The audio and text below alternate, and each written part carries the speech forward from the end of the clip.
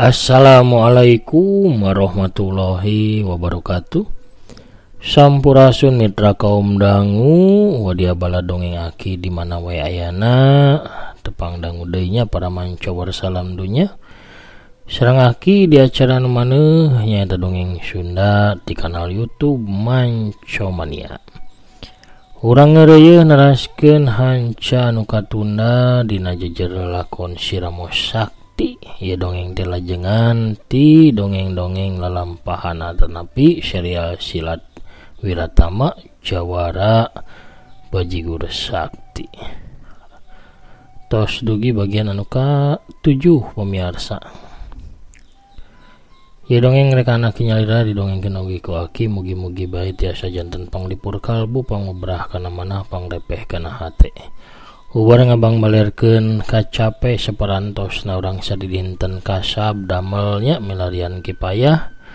Oge kangge mulangkeun katineung di mangsa katukang di mana urang hiburanna teh ngadangukeun dongengnya. Boh sacara langsung di tukang dongeng atanapi ngalangkungan radio. Daramang sadayana nya mugi-mugi sadayana tetep dipaparinan kesehatan lahirna sinarang batina. Dijembarkeun manahna digambilkeun rezekina sarta ditebihkeun tina sagala mara bahaya. Amin ya rabbal alamin. Kangge anu nembean manco nembean pisan ngadangukeun ieu dongeng mangga ulah asa-asanya kantun di subscribe wae di toel palebatan loncengna supados saya notifikasi pamiakin raskeun hanca dongeng. Hatur nuhun ka sadayana nu parantos subscribe, like, komen, oge nge-share dongeng-dongeng aki boh ka media sosial medsosnya grup Facebook, Instagram, Telegram sareng anu sanesna. Hatur nuhun. Urang ngeureuyeun bari nikreuh ngareurah seni dongeng Sunda supados tetep aya, tetep rame, tetep nanjeur, tetep waluya di negeri nyalira. Waluya dongeng Sunda, waluya ki Sunda urang amparkeun deui sama kabuyutanna parsamakna. Sora atuh citeh panas sareng goreng ulena mangga kaparayun sadayana. Prung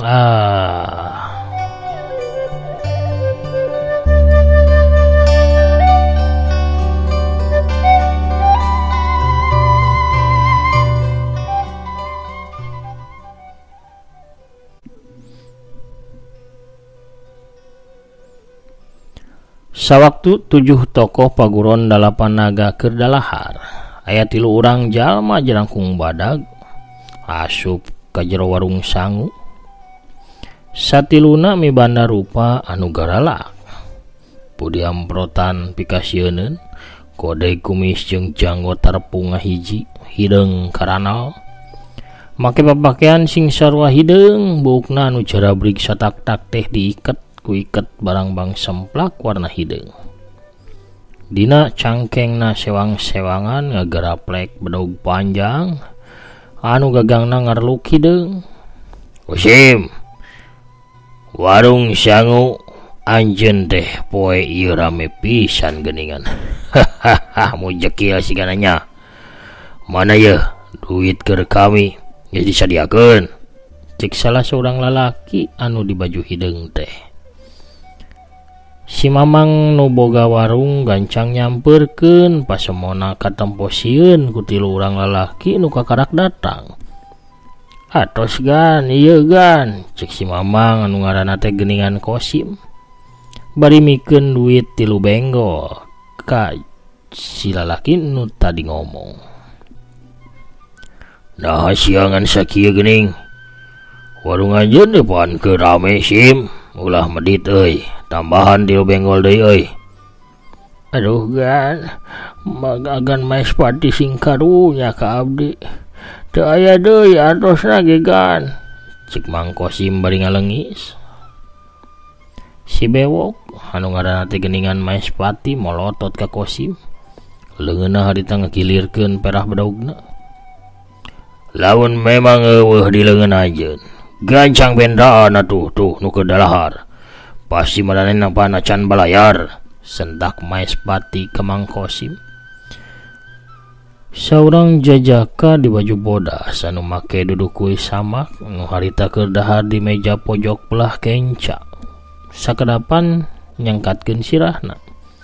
Ngadenge ribut nama Maespati anu minta duit ka Mang Kosim, tapi tuluy manehna tunggul deui nuluykeun daharna.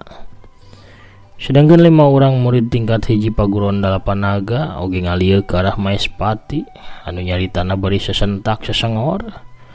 Salah saurangna rek cangka tapi teu tulus sabab jawara tumbak sakti mere isyarah ku godegna sangkan ulah aya anu nyieun kaributan di warungna Mang Kosim.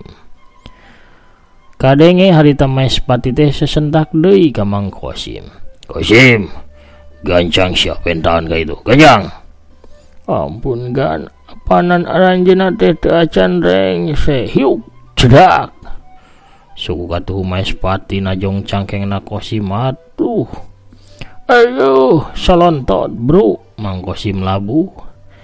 Bari ngusapan cangkengna anu karasa nyeri kapaksa Kosim teh nagihan duit ka tatamuna anu keur dalahar. Sabagian tamu langsung malayar, tuluy ngaleos ngaliwatan panto tukang.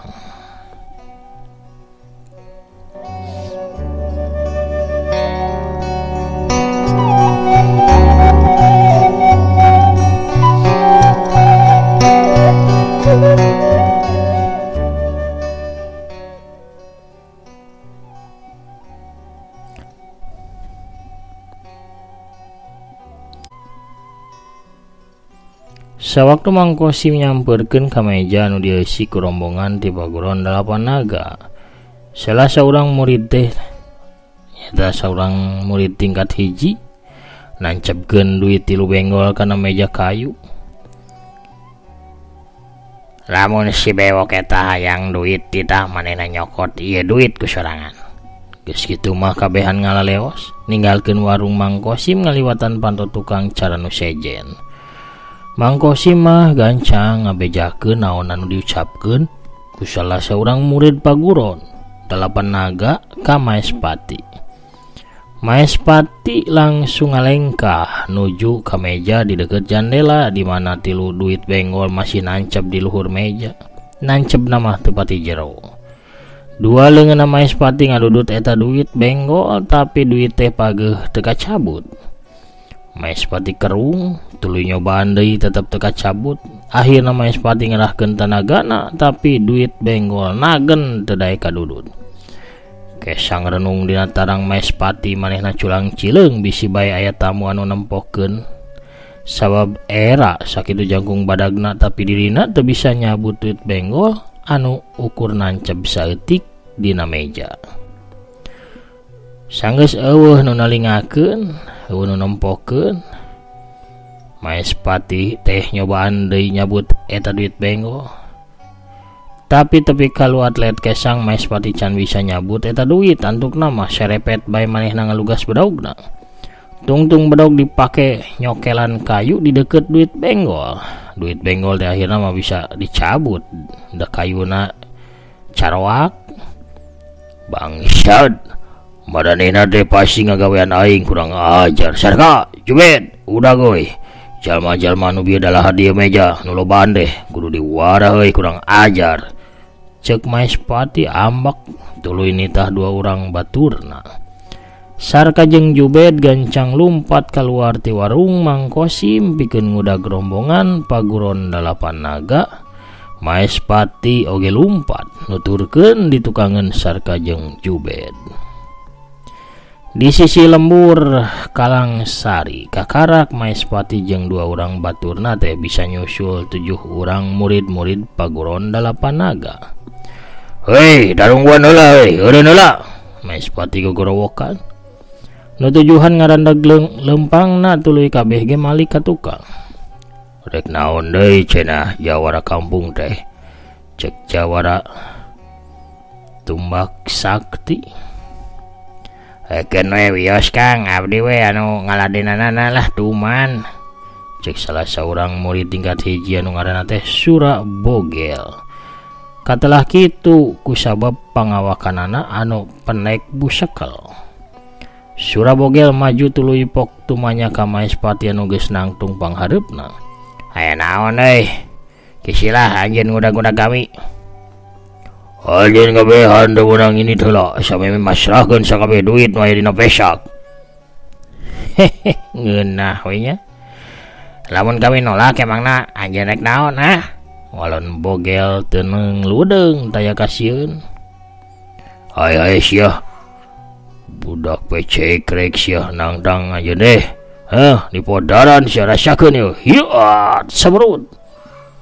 Maespati anu geus ambak sabab ngarasa dirina diheureuikeun langsung ngablesurkeun peureup katuhuna rek ngahanca kana beungeutna Surabogel. Anjeun bangsat mah meureun jawara kampung, tembal bogel bari ngamiringkeun sirahna hiuk put plos. Peureup Maespati teh liwat digigireun sirahna Surabogel.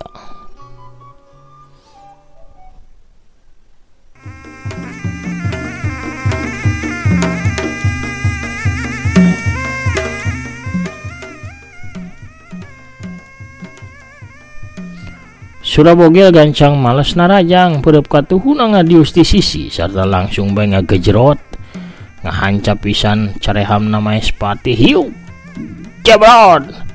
Ayo bangkiung Maespati ngabangkiung sirahna gogodeg miceun kalieurna leungeunna ngusapan carehamna nu asa nyengsol.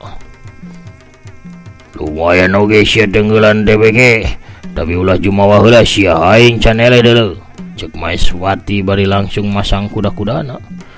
Keceleng sewuk peureup Maespati ngadius bang baraan ngarah kana dadana Surabogel. Sura rikat ngagiwar ka kenca satulurna sawaktu panarajang nu jadi musuhna Poos. Suku katuhuna ngolebat ngawangun gerakan buntut naga ngababuk tunggul. Hiuk wut plos sakali ieu mah. Tajongan Sura teh teu keuna kana sasaranana. Sabab Maespatina gancang ngalabuhkeun diri bari ngababadkeun sukuna pikeun nengkas sukuna Surabogel anu kenca. Hiuk bret kalayang brak Surabogel labuh nang karak bengkang. Maespati gancang ngagabru ka Surabogel tapi dipapag ku tunjelan dua tuur Surabogel anu ngahancap pisan kana beteungna Maespati. Hiuk duduk edoh blug Maespati labuh kagigir. Sura gancang hudang sukuna ngaheumbat kana dada Maespati tapi Maespati na gancang ngakerelengkeun awakna ngajauhan ka Surabogel. Cengelek Maespati hudang ngarasa ripuh meureun seret bae Maespati teh ngalugas bedaugna. Dicacag sia beke hiat wut. Seseukeut bedaug ngagurilap ka tojo ku cahaya panon poe. Rek megatkeun kana beheungna Surabogel. Sura gancang dongko plos bedaug ngaliwat di saluhureun badana ningali musuhna ngoleweng ka bawah ku tanaga bedaugna sorangan. Surabogel gancang ngawangun tenggelan naga kembar. Dua pereupna ngadius bebarengan tarik dibarengan ku setengah tanaga jerona. Hiuk wut duduk. Dua perep ngahanca kana beungeut jeung dadana Maespati celeng kalayang kubrag. Maespati anu awakna cangkung badag teh maceleng 5 lengkah ka tukang. Dina bibir jeung irungna ngucur getih seger. Ningali jajadugna Namru Sarka jeung Jubed teh teu cicingeun manehna langsung mesat bedaugna. Sarta langsung jelung-jeleng pikeun ngahurup ka Surabogel. Dua bedaug ngolebat ti kenca jeung ti katuhu nu hiji ngarah kana beheung nu hiji teh rek megatkeun kana cangkeng. Ditarajang kitu Surabogel teu galide. Manehna langsung ngalabuhkeun badana sarta ngagulitik ka belah kenca ngadeuketan ka Sarka anu narajang ti belah kenca. Dua sukuna ngaheumbat sakaligus dina gerakan buntut naga gabencar karang. Hiu jabrod Allah. Sarka awakna maceleng sabab beteungna kahanca nanggal pisan ku dua sukuna Surabogel. Sarka saharita utah uger digigireun Maespati. Hiu kolebat cekuk taneuh kahanca ku bedogna Jubed anu talina mah ngarah kana awakna Surabogel ngan bae Surabogelna cingceung. Masih sempat ngagulitik ka tukang. Kejeleng sewuk Jubed ngaheumbatkeun di bedaugna rek ngarak-rak dadana Surabogel tapi bogel teh gentak ngakilek ke belah kenca. Hiukut plos bari langsung surah bogel ngahembatkeun tenggelan naga lapar. Ngarah kana dadana Jubed, hiuk bledag. Dayak dag curalit bro. Jubed oge namru digigireun batur-baturna getih ngucur dina bahamna Jubed. Kami ngaku eleh poe ayeuna. Tapi ieu kejadian bakal dilaporkeun ka katua kami si Ramo Maut penyebut nyawa. Moalila deui ge nyawa aranjeun sakabeh bakal dikirim ka neraka ku katua kami. Geus nyarita kitu mah Maespati jeung 2 urang baturna ngabreng-beng lumpat ninggalkeun ka 7 urang jawara ti paguron 8 naga.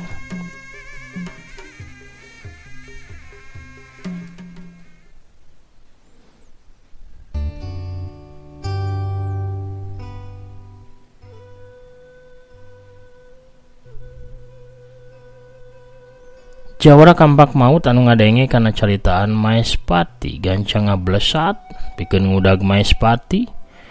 3 kali gajelengan ge jawara kampak maut ge bisa megatan Maespati.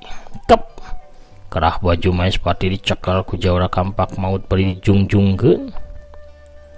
Yakeun sia di mana ayana katua anjeun si Ramo Maut penyebut nyawa teh. Pijalkeun sentak jawara kampak maut bari molototan. Ampun, jawara hampura kuring di apal. Hiu gampleng. Aduh. Bibir Maespati pecah ngucurkeun getih akibat tina tampilingan tarik jawara kampak maut. Ampun kuring deh, bener-bener teu apal di mana si Ramo Maut. Cek Maespati bari ngalengis. Ari bieu sia. Maneh anu nyebutkeun rek ngadu ka si Ramo Maut. Kuring mah ukur asal nyebut bae. Sabenerna mah kami teu wawuh jeung si Ramo Maut teh. Tos Yai Barga. Sigana manehna teh memang asal nyebut bae pikeun nyingsieunnan ka urang. Cek jawara Tumbak Sakti anu harita ngadeukeutan ka jawara kampak maut. Jawara kampak maut teh ngalupaskeun ceklanana. Maespati jeung batur-baturna ngabretek deui lalumpatan. Desirikna notog-notogkeun maneh bakat ku sieun. Hatu 7 urang jawara ti paguron 8 naga malalempang deui bae pikeun nuluykeun lalampahanana. Sedengkeun Maespati jeung 2 urang baturna lumpat mapai jalan sisi lembur. Tapi saurang jajaka di baju bodas anu nanggung tanggungan bajigur ngadadak ngeureunkeun maranehna. Kela baraya, eureun heula. Bari ngeureunkeun lompatna Maespati langsung nyengor ka si jajaka nu taya lian Wiratama. Naon sia, tukang bajigur? Wawanianan sia ngalangan lompat kami, ha? Minggir sia. Podaran we Kang lah, ulah loba carita, urang cokot duitna lumayan. Cek Sarka bari nyerenteng. Jubed oge maju harita teh. Wira harita langsung ngagupaikeun leungeunna aya angin tiis nebakana 3 urang jalma nu aya di hareupeunana. Maespati Sarka jeung Jubed ngadadak awakna ngahod-hod ngarasakeun hawa anu kacida tirisna. Ngadeg-deg satiluna kawas asa aya di puncut gunung nu aya saljuan. Apa lamun si Jayaka teh lain jalma samanea Maespati gancang nyarita deui, tapi ayeuna mah nyaritana leuleuy. Aya keperluan naon sabenerna anjeun teh budak ngora, tapi ka ngeureunkeun kami. Kuring mangan ukur rek tumanya, nah anjeun wawuh ka si Ramo Maut penyebut nyawa. Kami teu wawuh ka si Ramo Maut penyebut nyawa, kan ukur apa cek beja we hungkul. Naon kira-kira ciri-cirina eta jalma teh? Jalmana masih ngora, pantaran meureun jeung anjeun mah sok make baju alus bae kawas menak. Sadra ka mamana sok dikawal ku 2 urang jalma jerangkung badag kawas raksasa. Kitu cenah mah ciri-cirina si Ramo Maut penyebut nyawa teh. Nuhun sakitu ge kateranganna. Baraya kuringan ukur bisa merepi wajang tinggalkeun kalakuan jahat anjeun tiluan teh. Ulah sok meresan ka padagang atawa jalma leutik. Sabab kelakuan anjeun tiluan bakal ngabahayakeun kana jiwa serta kasalamatan anjeun sorangan. Geus carita kitu mah Wiratama gancang ngaleos ninggalkeun Maespati jeung baturan nu ting haruleng. Dina kayan kitu Torojo saurang awewe tengah tuhu di samping jangkung make kabaya beureum. Leungeun gencana ngelek boboko sedangkeun leungeun katuhuna nyakla nyiru anu disuhun dina luhur sirahna.